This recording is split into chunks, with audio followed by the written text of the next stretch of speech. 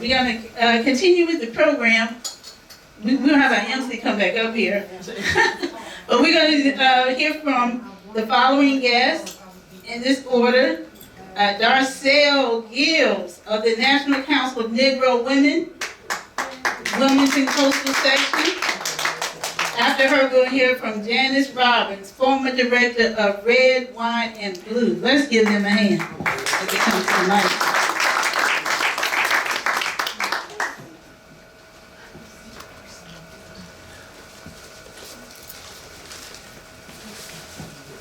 Thank you, Sister Sonia, and everyone else responsible for this day.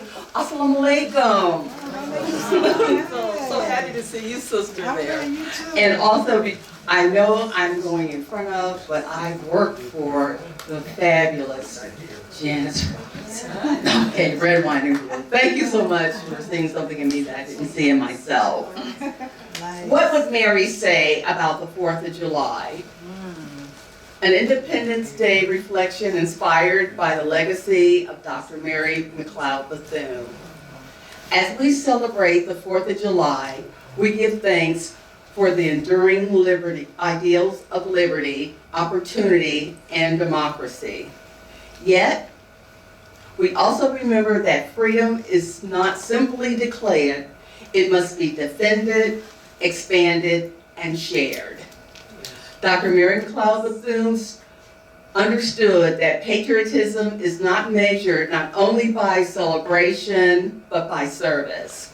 She believed that the truest expression of love is for one's country and helping it become more just, more compassionate, and more faithful to its highest ideals. As Black women, we inherit a remarkable legacy. Our ancestors preserved through enslavement, when they were denied the right to read, own property, and freely assemble.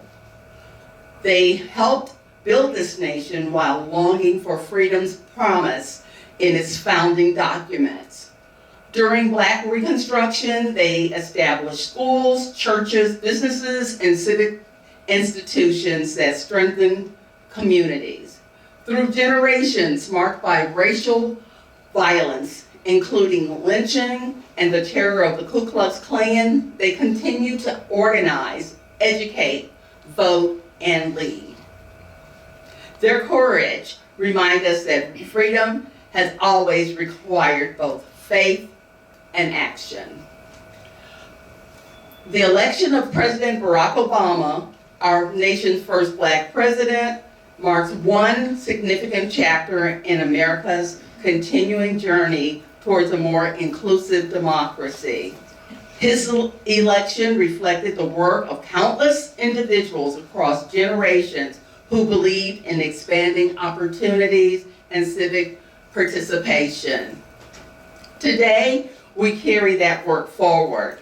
We educate because knowledge builds freedom. We serve because compassion strengthens communities. We advocate because justice requires faithful voices. We lead because future generations are watching.